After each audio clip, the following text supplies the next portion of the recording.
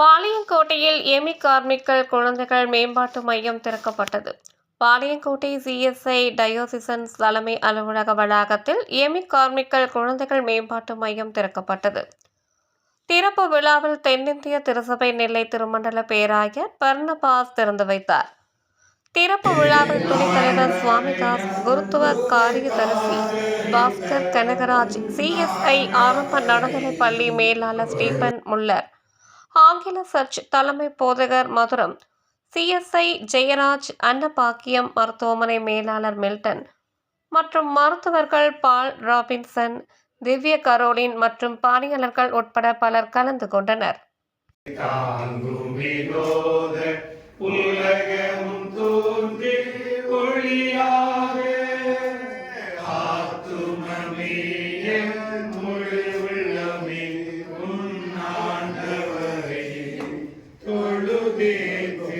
துவங்கி வைப்பதிலே மகிழ்ச்சி.